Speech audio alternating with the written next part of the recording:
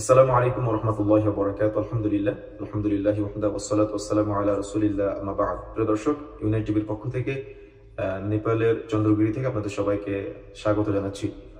আল্লাহ সুবহানাহু ওয়া তাআলা পবিত্র কোরআন মাজিদের মধ্যে বলেছেন, আল্লাযী জামাআ মালান ওয়া আদ্দাদা, ধ্বংসপ্রাপ্ত সেই ব্যক্তি যে সম্পদ জমা করে রাখে এবং বারবার গণনা করে।